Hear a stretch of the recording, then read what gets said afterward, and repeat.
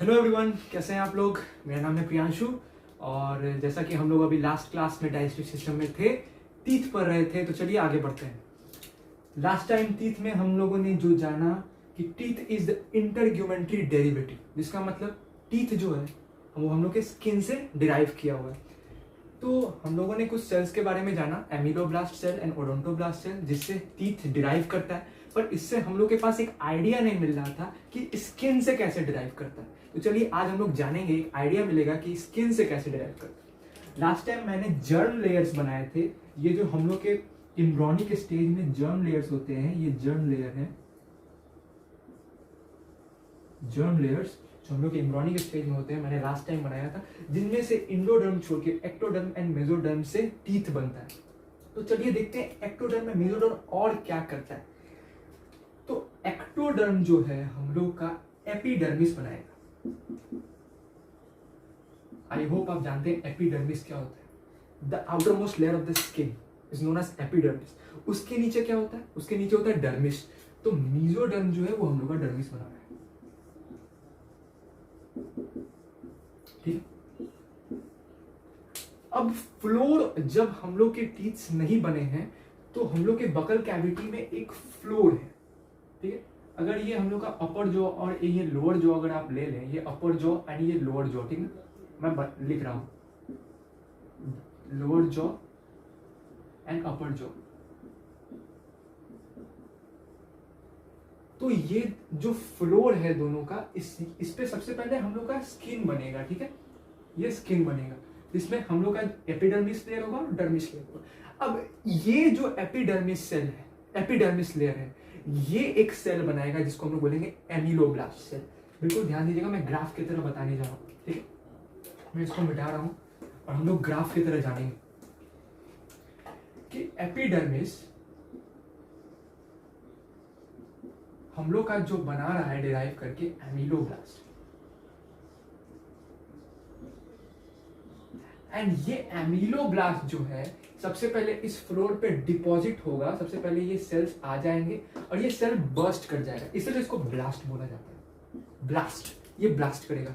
Blast करेगा तो इसके अंदर के जो भी कॉन्स्टिट्यूएंट्स है यहाँ पे इस फ्लोर पे जम जाएंगे। ये कॉन्स्टिट्यूएंट क्या होगा? ये इनामल होगा हम लोग का। तो एमिलोब्लास्ट हम लोग का बनाएगा इनामल, जिसको हम जानते हैं कि ये hardest substance in our body है due to 93% presence of inorganic matter. ठीक है, तो ये हम लोग का एक ग्राफ हो गया। अब ये एपिडर्मिस कहां से आ रहा है? एपिडर्मिस एक्टोडर्म से आ रहा है, तो हम लोग यहाँ पे एक्टोडर्म लिख लेते हैं। ये ग्राफ हो गया हम लोग के इनामल का। अब सिमिलरली हम लोग के डेंटाइन का भी एक ग्राफ होगा। तो डेंटाइन का ग्राफ ये होगा, ये मेसोडर्म है, ये हम लोग के फ्लोर पे, बकल कैविटी के फ्लोर पे बना रहा है डर्मिस लेयर, जो हम लोग के स्किन का एक लेयर है। स्किन का लेयर है डर्मिस एंड एपिडर्मिस। तो ये डर्मिस क्या बना रहा है? डेंटाइन का जो सेल था odontoblast, and finally it is making dentine.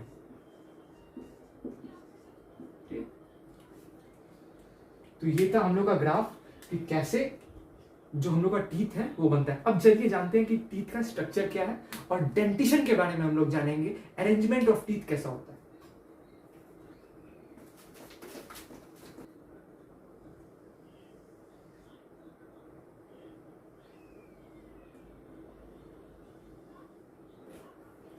ये जो हम लोग का टीथ का बेसिक स्ट्रक्चर है, इसका सबसे ऊपर वाला जो पार्ट है हम लोग का क्राउन है। क्राउन के अंदर हम लोग का इनेमल होता है। आई मीन क्राउन जो है इनेमल को कवर किया रहता है। ये सबसे अपर पार्ट है क्राउन। क्राउन हार्डेस्ट सबस्टेंस नहीं है, हार्डेस्ट सबस्टेंस इनेमल है, ध्यान रखिएगा। इनेमल के नीचे हम लोग का डेंटाइन है, and this one is the pulp cavity, जिसमें पल्प होगा, ब्लड सप्लाई होगा। जिसमें पल्प कैविटी ज्यादा डेवलप्ड होगा या ब्लड सप्लाई ज्यादा डेवलप्ड होगा, वो टीथ ग्रो करने का ज्यादा फेवरेबल होगा, मतलब वो ज्यादा ग्रो कर सकता है। जिसमें डेवलप्ड पल्प कैविटी होगा। ये हम लोग का गम है जिसके अंदर रूटेड रहता है, हम लोग का टीथ, ये गम है जो उसको पकड़ के रखता है, एंकर करता है, ठीक है। तो ये गम हो गया हम लोग, और ये रूट है। जैसा कि हम प्लांट की तरह अगर हम लोग देख सकें तो ये हम लोग का रूट है। अब इस स्ट्रक्चर के आधार पे हम जानते हैं डेंटिशन के बारे में, ठीक है।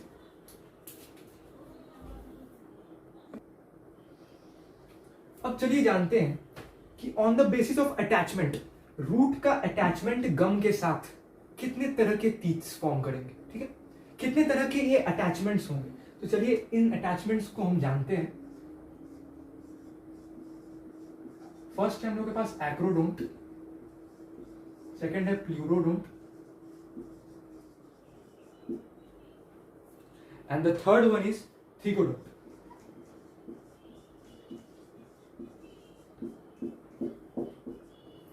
ये हम लोग का रूटलेस होगा, ये भी रूटलेस होगा, and this one is rooted in gum. ये दो टाइप के जो हम लोग के अटैचमेंट्स हैं, ये कुछ ऑर्गेनिजम्स में पाए जाएंगे, acrodont and pleurodont kind of, ठीक ना। तो ये रूटलेस, इनके पास ये रूट नहीं है, बस वो गम से अटैच्ड, रूट नहीं है इनके पास जिनमें ब्लड सप्लाई होगा और वो एंकरिंग होगा, वो एंकरिंग नहीं है इनके पास। ये थिकोडोंट, थिकोडोंट हमारे ह्यूमंस में है,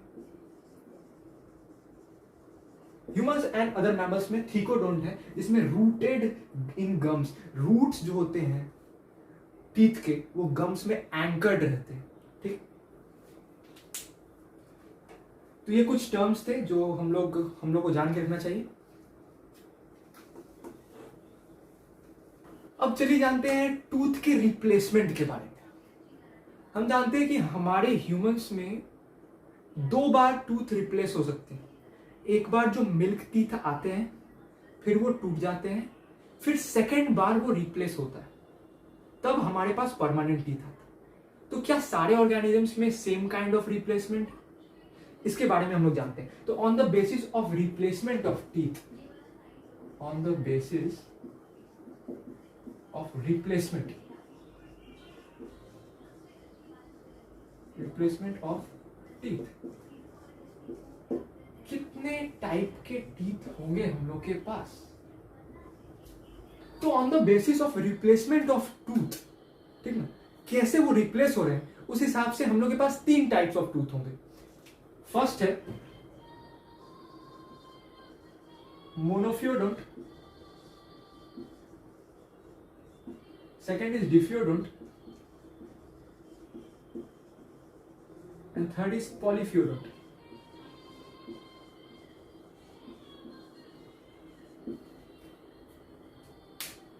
ठीक है, ठीक है। तो मोनोफियोडोंट जो होते हैं ये नॉन रिप्लेसिबल टीथ है, नॉन रिप्लेसिबल। मैं नॉन आर लिख रहा हूं और इसको मैं रेड से मार्क करूंगा जिससे आप लोगों को पता चल जाए, non replaceable teeth. Diphyodont is one time replaceable, one time are replaceable, and this is always रिप्लेसिबल।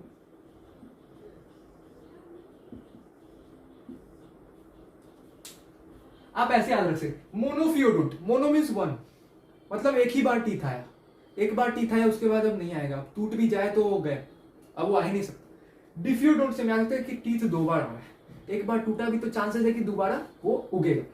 पॉलीफियोडोंट मतलब मल्टीपल टाइम्स ये टीथ आ सकता है। वैसे ऑर्गेनिज्म को बिल्कुल भी प्रॉब्लम नहीं होने वाली है, क्योंकि उसके टीथ बार बार आ सकते हैं, इसलिए ऑलवेज रिप्लेसिबल होगा। ओके, अब चलिए जानते हैं टूथ डेंटिशन के बारे में। टूथ डेंटिशन, डेंटिशन क्या है? Nothing but arrangement of teeth. मैं यहां पे लिख देता हूं,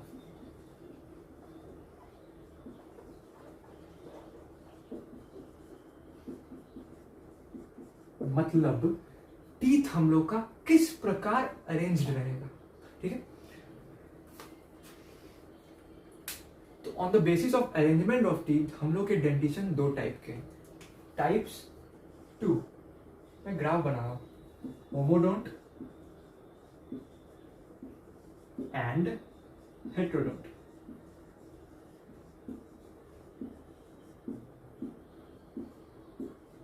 ठीक है, होमोडोंट में सिमिलर टीथ्स होंगे, similar set of teeth, but heterodont में हम लोग के पास डिसिमिलर सेट ऑफ टीथ होंगे। इसका मतलब मैं आपको भी जस्ट बताने वाला हूं।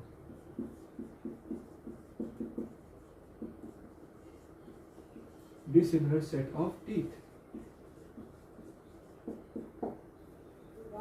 इसका क्या मीनिंग बन रहा है? सिमिलर सेट ऑफ टीथ मतलब सारे टीथ जो है वो एक जैसे हैं, स्ट्रक्चर्ड एंड शेप वाइज। जैसे कि अगर आप एग्जांपल ले लें लायन का, तो उनमें सारे टीथ एक ही होते हैं, वो है कैनाइन। ठीक है, वो कार्निवोरस है, उसमें सारे टीथ एक जैसे होते हैं, नुकीले नुकीले कैनाइन्स। पर in human we have heterodont dentition, we have 4 kinds of teeth, incisor, canine, premolar and molar, जो आप लोगों ने बचपन से सुन के रखा है। ठीक है, तो सिमिलर सेट ऑफ टीथ होंगे होमोडोंट डेंटिशन में, हेट्रोडोंट डेंटिशन में हम लोग के पास डिसिमिलर टीथ होंगे। तो नेमिंग जो की जाएगी होमोडोंट की, होमोडोंट टीथ्स की, वो कैसे की जाएगी? On the basis of position. ठीक है, मैं यहां पे लिख रहा हूं naming on the basis of position. इसमें naming on the basis of structure, on the basis of structure and function। खुद देख सकते हैं, इंसीजर मीन्स सीजर, वो कट करता है, कैनाइन मतलब वो हम लोग का टीयर करेगा। ठीक ना, प्रीमोलर एंड मोलर क्रशिंग के लिए होता है। तो जो नाम है वो फंक्शन एंड स्ट्रक्चर के बेसिस पे लिखा है, और हम लोग जानते हैं कि सारे स्ट्रक्चर्स अलग अलग हैं। कैनाइन बहुत ज्यादा शार्प है, इंसीजर हम लोग के सीजर जैसा है, प्रीमोलर क्रशिंग करने वाला स्ट्रॉन्ग टाइप का देखने वाला एक हम लोग का टीथ है। तो हम लोग इस बार में समझ चुके हैं कि इनके नेमिंग किस प्रकार होते हैं। ये है हम लोग का dentition, the arrangement of teeth, जो हम लोग के 2 टाइप्स के हो गए, होमोडोंट एंड हेट्रोडोंट हो गए। अब चलिए जानते हैं ह्यूमन डेंटल फॉर्मूला के बारे में। ये डेंटल फॉर्मूला है क्या? चलिए जानते हैं डेंटल फॉर्मूला है क्या। डेंटल फॉर्मूला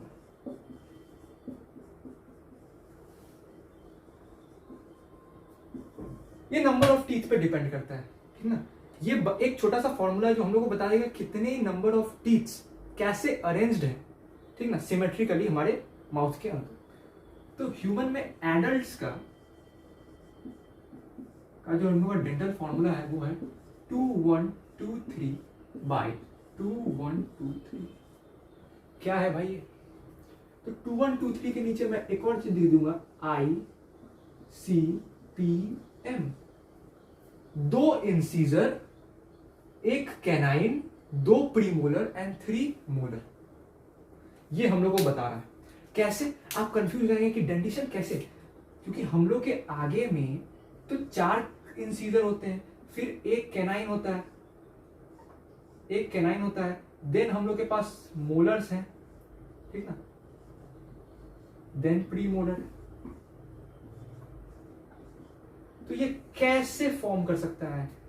कैसे? क्योंकि यहां पे तो 4 है ना, ये 4 है ना, और ये 2 है। कंफ्यूजिंग है, ये कैसे हो सकता है? पर हम लोग एक लैटरल सेक्शन मतलब बाइसिमेट्रिकली काट रहे हैं। ह्यूमन को हम लोग बाइसिमेट्रिकली काट रहे हैं, बीच से अगर हम लोग ह्यूमन को काट रहे हैं, बाइसिमेट्रिकली डिवाइड कर रहे हैं। ठीक है, तो बाइसिमेट्रिकली जब हम लोग डिवाइड करेंगे तो ये 2 इंसीजर के बीच से जाएगा, और इस पार्ट का हम लोग डेंटल फॉर्मूला बनाएंगे। ये देख लो, 2 incisor, 1 canine, 2 premolar and 3 molar. ये हम लोग का 2123 एक तरफ का, और लोअर जो का भी अगर सेम चीज आप कर लीजिए तो ये लोअर जो का भी 2123 सिमिलर टीथ्स होता है। अब आप ये एक पार्ट का हो गया 2123, और इधर का भी अगर हम लोग कर लेंगे तो ये इंटू टू हो जाएगा। अगर आप इसको into two and into two कर लें बोथ साइड, तो टोटल नंबर ऑफ टीथ हमारे पास 32 टीथ आ जाते हैं, जो हम लोग जानते हैं कि हमारे पास 32 टीथ होते हैं। तो ये था, हम लोग हमेशा कंफ्यूज हो सकते हैं कि डेंटिशन हम लोग कैसे, सॉरी डेंटल फॉर्मूला हम लोग कैसे देख रहे हैं। ये कुछ इस प्रकार देखा जाता है, हम लोग एक रेडियली, हम लोग एक बायलैटरल सिमेट्री काटते हैं और बायलैटरल सिमेट्री से हम लोग जो हम लोग के टीथ को का अरेंजमेंट है उसको हम लोग डिफाइन करते हैं। ओके,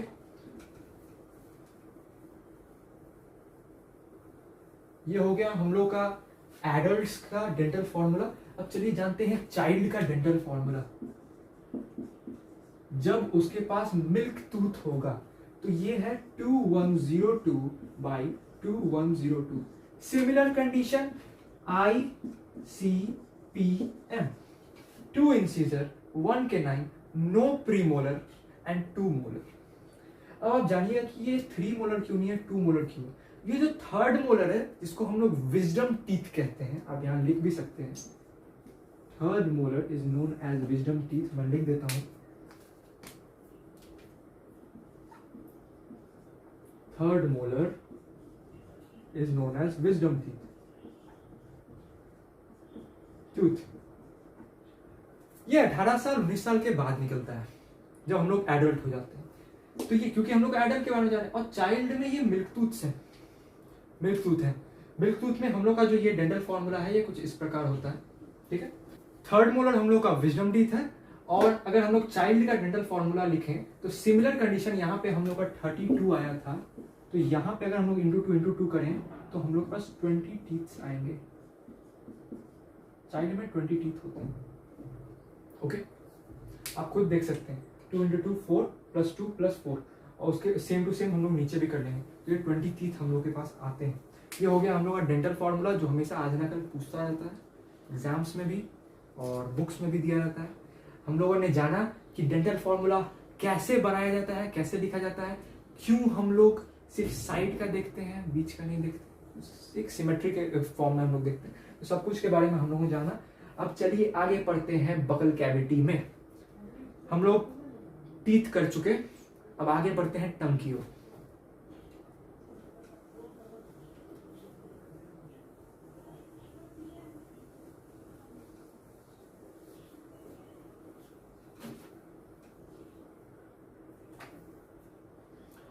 बकल कैविटी में हम लोग के पास कितने सारे चीज थी, हम लोग के पास टीथ था, टंग था, पैलेट था हम लोग के सैलिवरी ग्लैंड्स थे, एंड दैट्स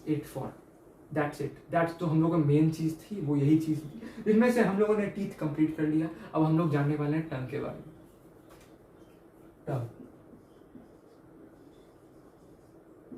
ये जानते हैं हम कि टंग एक मस्कुलर स्ट्रक्चर है।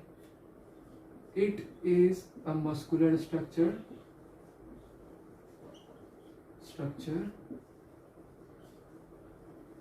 मेड अप ऑफ, किस चीज का बना होता है, स्केलेटल मसल का बना होता है, स्मूथ मसल नहीं।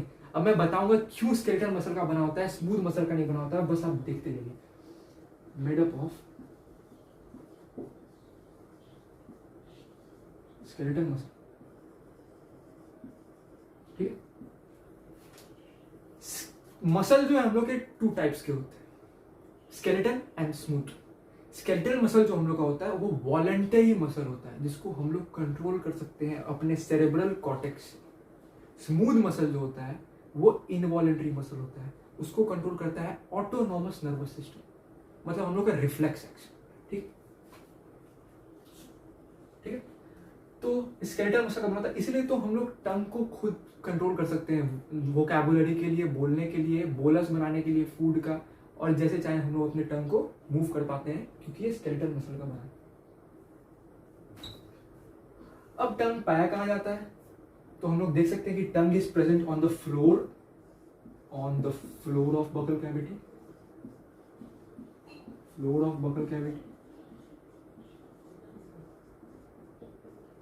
ठीक है। It is present on the floor of buccal cavity. It is attached, किस चीज से अटैच रहता है। अगर टंग, आप इमेजिन करिए कि टंग अटैच नहीं रहता तो क्या होता, बोलते तो बाहर है, ठीक है, तो ऐसा तो हो नहीं सकता ना, तो हम लोग को अटैच करके रखना है उसको। तो अटैच किस चीज से रहेगा, तो it is attach to the mandible. इसके बारे में मैंने पहले ही बताया, mandible means lower jaw, lower jaw जो हम लोग उसको हम लोग मैंडिबल कहते हैं, with a ligament known as lingual frenulum.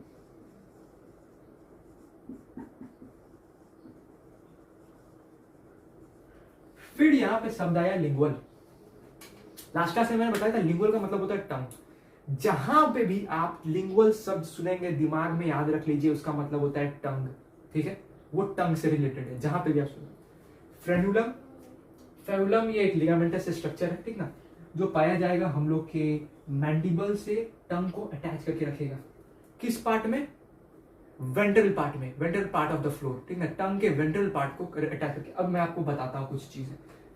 ये टंग है, ठीक है, तो ये टंग का एंटीरियर पार्ट हो गया, this one is the posterior part.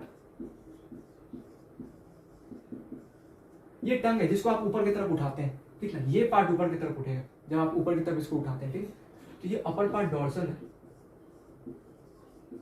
And this one is ventral. I hope ये सिमेट्रिकल, ये सिमेट्री वाले टर्म्स, ये पोजीशन टर्म्स आप जानते होंगे कि आगे होता है एंटीरियर, पीछे होता है posterior, upper is dorsal and the downward is ventral and the side part is lateral. मैं लिख ही देता हूं जिससे आपको पता चल जाएगा। तो फ्रेन्यूलम जो प्रेजेंस है, फ्रेन्यूलम हम लोग के वेंट्रल पार्ट में प्रेजेंट रहता है कुछ इस प्रकार। आप खुद देख सकते हैं जब हम लोग टंग को लिफ्ट करते हैं तो नीचे एक स्ट्रक्चर है, एक सॉफ्ट सा स्ट्रक्चर है, ठीक है, एक फ्लिंजी सा स्ट्रक्चर है जो हम लोग के टंग को अटैच करके रखता है फ्लोर से, वही हम लोग का लिंगुअल फ्रेन्यूलम कहलाता है। आप इसको लिंगुअल फ्रेन्यूलम कह सकते हैं। आई होप आप लोग समझ रहे होंगे कि मैं क्या बोलना चाह रहा हूं। फ्रेन्यूलम, ठीक है। अब सिर्फ लिंगुअल फ्रेन्यूलम काफी नहीं है टंग को मूव करने के लिए, वो टंग को फ्लिप होने से बचाता है। लिंगुअल फ्रेन्यूलम का फंक्शन है, इट, मैं लिख देता हूं, प्रिवेंट्स फ्रॉम फ्लिकिंग।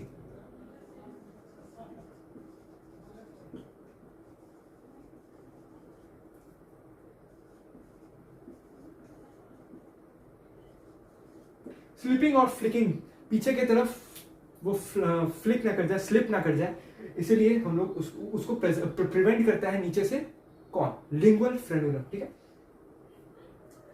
अब टंग मूव कैसे करता है, टंग एक मस्कुलर स्ट्रक्चर है, वो खुद भी खुद तो मूव कर सकता है, पर हम लोग देखते हैं हम टंग को आगे भी निकाल पाते हैं, पीछे भी ले जा पाते हैं। मसल ये काम अकेले नहीं कर सकता, इसीलिए टंग पोस्टीरियर पार्ट से एक बोन से अटैच रहता है, इसको हम लोग कहते हैं हाइवॉइड bone.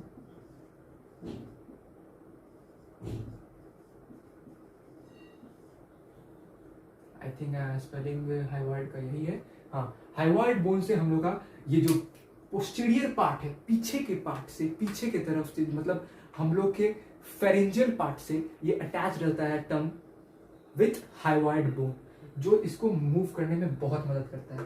Function of lingual frenulum बस यही है कि वो स्लिपिंग से बचा देता है, ठीक है, फ्लिप करने से, सॉरी मैं फ्लिकिंग बोल रहा था, ये फ्लिप करने से बचा देता है, और फ्लिप, FLIP, फ्लिप, फ्लिपिंग से बचा देता है कि वो पीछे, जब हम लोग टंग को लिफ्ट करें तो पीछे की तरफ ना भाग जाए, उस फ्लिपिंग से बचाएं। आप खुद फील करके देख सकते हैं कि लिंगुअल फ्रेन्यूलम कैसे एक टंग को लिमिट दे देता है मूव करने के लिए, ठीक है। तो ये हम लोग का टंग की एनाटॉमी थी ये। अब चलिए हम लोग टंग की डॉर्सल एनाटॉमी पढ़ते हैं कि ऊपर से वो कैसा दिखता है और टंग के फंक्शंस क्या क्या हैं। चलिए देखते हैं, मजे से पढ़ना है, समझते रहना है। बड़ा सा टंग में बनाने जा रहा हूं, इतना बड़ा होता तो नहीं है पर फिर भी मैं बनाने जा रहा हूं।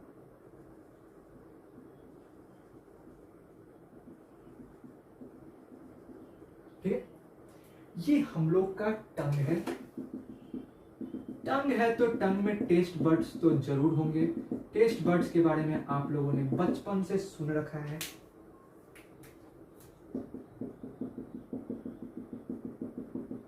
फटाफट टेस्ट बर्ड्स बना रहा हूँ जिससे आप लोगों को पता चल जाए।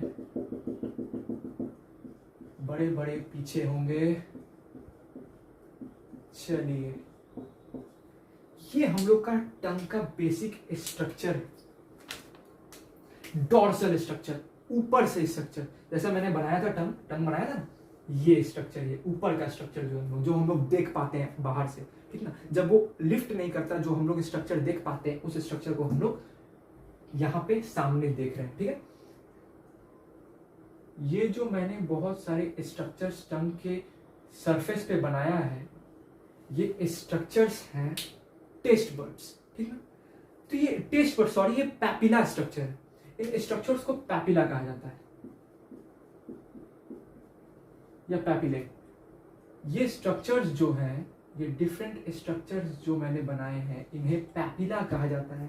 इन्हीं स्ट्रक्चर्स पे टेस्ट बर्ड प्रेजेंट होते हैं, ठीक है। टेस्ट बर्ड्स इन्हीं स्ट्रक्चर्स पे प्रेजेंट होते हैं, ठीक है। तो ये स्ट्रक्चर कैसे है? ये बल्ज लाइक स्ट्रक्चर है। मतलब अगर ये सरफेस स्मूथ है तो स्मूथ सरफेस में कुछ बल्जेस निकले हुए हैं, छोटे छोटे बल्जेस, जिन्हें हम पैपिला कहते हैं, ठीक। इन्हीं पे टेस्ट बर्ड्स होते हैं या गैस्ट्रेटरी रिसेप्टर्स प्रेजेंट होते हैं। मैं लिख देता हूं जिससे आपको समझ में आ जाएगा। ये अगर पैपिला है, this one is surface of tongue.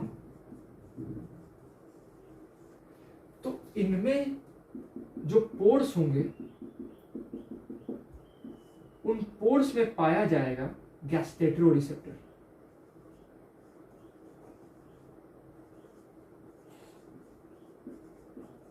गैस्ट्रेटरी receptors पाए जाएंगे इन पोर्स के अंदर। गैस्ट्रिक, जहां पे भी गैस्ट्रो शब्द का यूज किया जा रहा है, वो कहीं ना कहीं डाइजेशन, फूड या हमारे एलिमेंट्री कैनाल से रिलेटेड है। ये बात भी आप ध्यान रखिएगा। लिंगुअल मतलब हम लोग का टंग, एंड गैस्ट्रेट्रो वर्ड जहां पे भी यूज हो रहा है, कहीं ना कहीं वो डाइजेशन, एलिमेंट्री कैनाल, इससे रिलेटेड है, ठीक है। तो ये हम लोग का पैपिला है, बल्ज लाइक स्ट्रक्चर है। These are bulges, bulge like structures हैं। जैसा आप देख ही सकते हैं, आप जब अपने सरफेस को देखेंगे तो इसमें छोटे छोटे पोर्स हैं, बल्जेस हैं, ठीक है, जो हम लोग के पैपिला कहलाते हैं। अब जानते हैं कितने तरह के पैपिला होते हैं। तो मेजर 3 टाइप्स ऑफ पैपिला हमारे पास होते हैं, ठीक। 3 टाइप्स ऑफ पैपिला होते हैं, 3 types of papillae.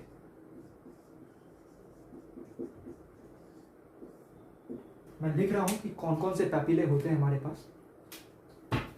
One is सर्कमवैलेट,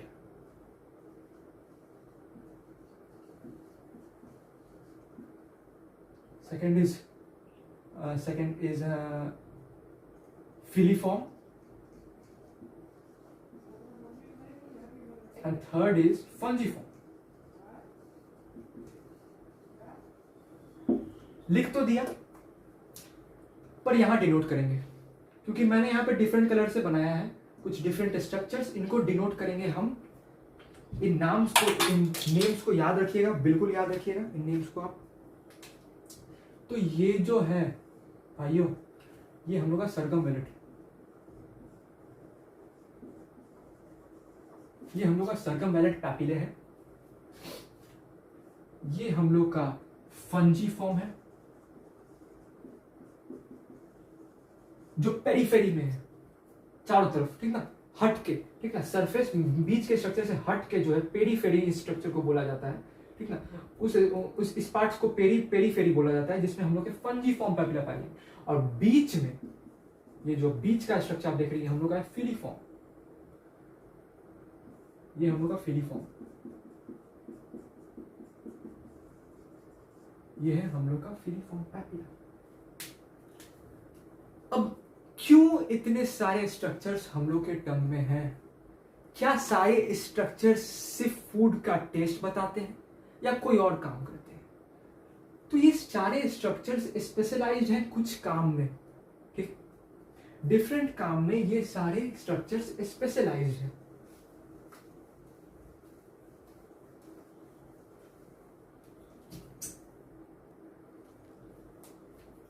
तो तीनों पैलेट जो हम पैपिला जो हम लोग के पास है, तीनों पैपिले, उन पैपिले का डिफरेंट काम है हमारे पास, ठीक है। वो क्या काम करते हैं, जैसे अगर हम लोग टेस्ट बर्ड्स के बारे में देख लें, टेस्ट बर्ड्स, तो वो बस दो के पास होंगे, दैट इज सर्कमवैलेट एंड फंजीफॉर्म। ये दो पैपिले हम लोग को टेस्ट बताएंगे, तो टेस्ट बर्ड्स इनके पास होंगे। तो फिलीफॉर्म क्या करेगा, फिलीफॉर्म के पास, मैं दूसरे कलर से लिख देता हूं कि आपको समझ में आए, फिलीफॉर्म के पास हम लोग के पास होंगे थिग्मो रिसेप्टर्स। थिग्मो रिसेप्टर्स क्या होते हैं, THIGMORECEPTORS, थिग्मो रिसेप्टर्स होंगे। थिग्मो रिसेप्टर्स ऐसे रिसेप्टर्स होते हैं जो हम लोग को टैक्टाइल फीलिंग देते हैं, टच का फीलिंग देते हैं, ठीक ना। मैं यहां पे फिर लिख लेता हूं, टच फीलिंग, टच फीलिंग। क्यों टंग को टच फीलिंग की जरूरत है, आप जानते हैं कि हम लोग कोई भी मैटर अपने टंग पे रखें तो हमारा सलाइवा सिक्रीशन स्टार्ट हो जाता है, ठीक ना। अगर हम लोग कोई फूड पार्टिकल रखते हैं तो ज्यादा सलाइवा सिक्रीट होता है, अगर हम लोग कोई अनवांटेड पार्टिकल रखते हैं तो कम सलाइवा सिक्रीट होता है, ठीक। एज वेल एज टंग को बोलस बनाने के लिए एक सिग्नल का जरूरत है, जिससे उसे पता चलते रहे कि बोलस हमारे माउथ के अंदर, हमारे बकल कैविटी के अंदर किस फॉर्म में है, क्या वो पूरा स्फेरिकल हुआ है या नहीं।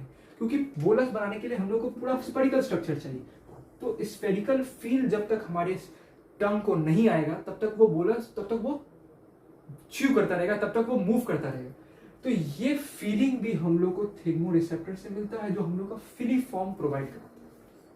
तो फिलीफॉर्म से हम लोग ने ये जाना कि फिलीफॉर्म के पास थिग्मो रिसेप्टर्स होते हैं जो हमें टू टाइप्स ऑफ फीलिंग देते हैं, one feeling for saliva secretion and second for bolus formation, okay. तो आई थिंक मैं इसके लिखने की कोई जरूरत नहीं है, आप समझ गए होंगे कि सलाइवा सिक्रीशन का भी वो सिग्नल भेज देता है, और बोलस अच्छे से फॉर्म हुआ या नहीं उसके बारे में भी हम लोग को थिग्मो रिसेप्टर बताते हैं। इसीलिए टंग में थिग्मो रिसेप्टर की जरूरत थी, टंग को फीलिंग की जरूरत थी। अब एक और बहुत ही इंपॉर्टेंट पॉइंट हम लोग लिख लेते हैं कि टंग is the strongest muscle in our body. Believe me or not, but it is the strongest muscle in our body.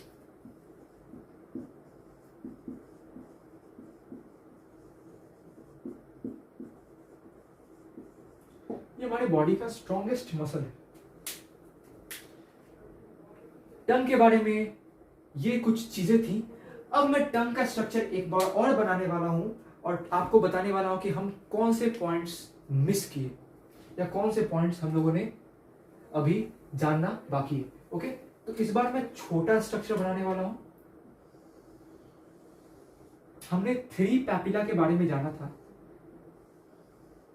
सर्कमवैलेट जो यहां पे है, फिलीफॉर्म जो सेंटर में है, एंड फंजीफॉर्म जो आउटवर्ड सेक्शन में। मैं दूसरे कलर से बना देता हूं, समझ में आए, एंड फंजीफॉर्म। अब कुछ लीफ लाइक स्ट्रक्चर्स मैंने बनाए थे। हमारे टंग में हम लोगों ने 3 पैपिले के बारे में जाना जो बल्ज लाइक स्ट्रक्चर्स हैं, जिनमें हम लोग का सबसे लार्जेस्ट जो है वो सर्कमवैलेट है। सर्कमवैलेट जो हम लोग के सबसे टॉप पार्ट में हमको मिलेगा, और कह सकते हो आप इनसाइड पार्ट में मिलेगा, ठीक। उसके बाद हम लोगों ने जाना जो बीच का स्ट्रक्चर है। बीच का स्ट्रक्चर हम लोग का फिलीफॉर्म था, एंड बाहर का जो हम लोग का स्ट्रक्चर पेरीफेरी में जो हम लोग के पास पैपिला पाए जा रहे हैं उनको फंजीफॉर्म्स कहा जाता है। अब आप लोगों ने कुछ लीफ लाइक स्ट्रक्चर यहाँ पे एक और देखा होगा, ये क्या है, ये भी पैपिला है, इनको कहा जाता है फॉलिएट पैपिला।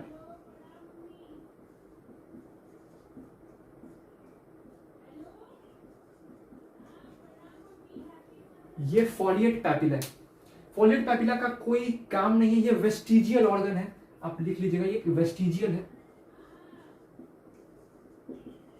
ये वेस्टिजियल है। ह्यूमंस में वेस्टिजियल है पर बाकी ऑर्गेनिजम्स में नहीं।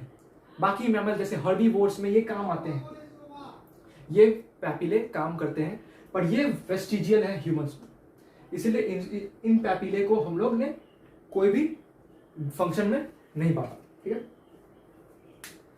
अब यहां पे आप एक ट्रायंगुलर स्ट्रक्चर देख रहे होंगे। ये ट्रायंगुलर स्ट्रक्चर सर्कमवैलेट पैपिला के पीछे क्या है? सर्कमवैलेट पैपिला के पीछे ये जो ट्रायंगुलर स्ट्रक्चर है इसको कहते हैं हम sulcus terminalis.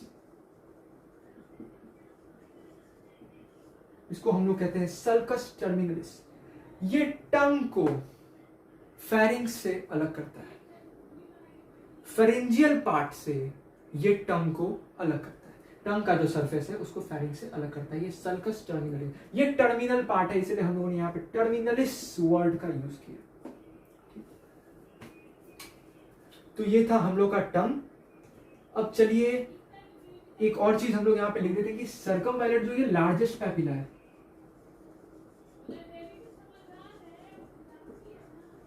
circumvallate is the largest papilla.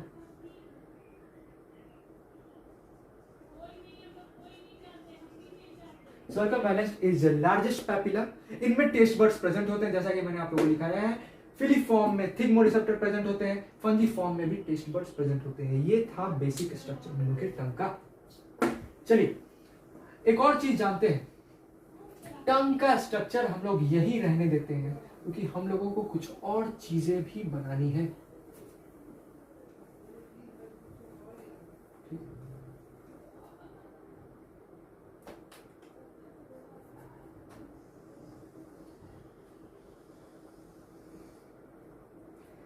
Basically देखा जाए तो हम लोग का माउथ कुछ इस प्रकार का ही होता है।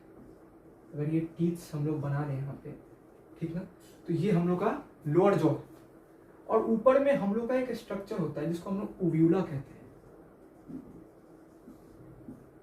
उव्यूला क्या करता है? ये इसमें भी एक प्रकार का रिसेप्टर होता है जो कुछ ना कुछ डिटेक्ट करता है। क्या डिटेक्ट करता है? फूड को डिटेक्ट करता है। जैसे ही फूड का बोलस यहां इस पार्ट को टच करता है, ये हम लोग के एपिग्लॉटिस को बंद कर देता है। एपिग्लॉटिस मतलब क्या? फूड एयर पाइप जो हम लोग का है, ट्रैकिया, ट्रैकिया जो एयर का जो पाइप है हम लोग का ट्रैकिया, उसके ऊपर एक फ्लैप होता है जिसको हम लोग कहते हैं एपिग्लॉटिस। पाइप जो हम लोग का ट्रैकिया है उसके ओपनिंग को हम लोग ग्लॉटिस कहते हैं और उसके ऊपर के फ्लैप को हम लोग एपिग्लॉटिस कहते हैं। ओव्यूला यही काम करता है, एपिग्लॉटिस के फ्लैप को बंद कर देता है। जब फ्लैप बंद होता है तब फूड एयर पाइप में ना जाके, विंड पाइप में ना जाके ईजोफेगस में जाता है।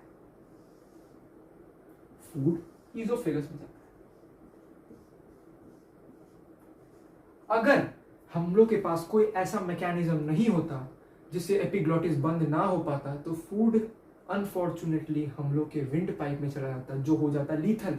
किसी किसी कंडीशन में जल्दी जल्दी खाने से यही होता है, क्योंकि एक रिफ्लेक्स एक्शन है। दिमाग कभी भी कंफ्यूज हो सकता है। अगर आप बहुत फास्ट करेंगे तो रिफ्लेक्स एक्शन कभी कभी स्लो पड़ जाता है, एपिग्लॉटिस बंद नहीं हो पाता और food air pipe, wind pipe में फंस जाता है और वो जानलेवा हो सकता है। तो प्लीज धीरे धीरे खाया करिए, ये डेंजरस हो सकता है। ये हम लोग का ओव्यूला स्ट्रक्चर है। अब ये माउथ के चारों तरफ हम लोग के पास प्रेजेंट होते हैं टॉन्सिल्स। एक सर्कुलर फॉर्मेशन में टॉन्सिल्स प्रेजेंट होते हैं हम लोग के माउथ के चारों तरफ। टॉन्सिल्स, ये जो स्ट्रक्चर्स हैं ये एक सर्कुलर पाथ में एक सर्कुलर स्ट्रक्चर फॉर्म कर रहे हैं जिनको हम लोग बोलते हैं वॉल्डियर्स रिंग।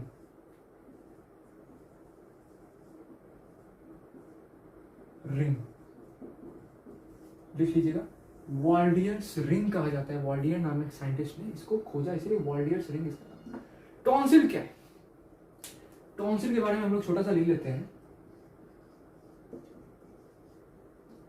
लिम्फेटिक टिश्यूज,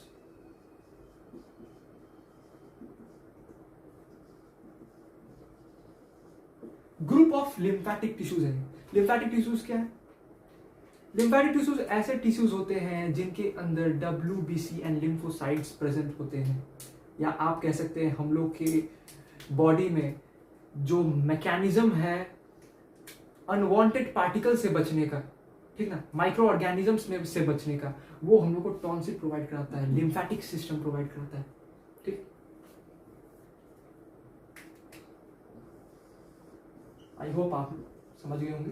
इससे ज्यादा हम लोग को जानना नहीं है। वैसे टॉन्सिल बहुत तरह के होते हैं, ठीक ना, lingual tonsil, palatine tonsil and etcetera, बहुत सारे के टॉन्सिल होते हैं, पर उनके बारे में हम लोगों को भी जानने की जरूरत नहीं है क्योंकि वो पूछने वाला नहीं है। आज के लिए बस इतना ही। नेक्स्ट क्लास में हम लोग स्टार्ट करेंगे सैलिवरी ग्लैंड। आई थिंक मैं छोटे छोटे वीडियोस बना रहा हूँ जिससे आप लोगों को प्रॉब्लम ना हो, जानने में आसानी हो और मुझे भी प्रॉब्लम ना हो। सो पढ़ते रहिए।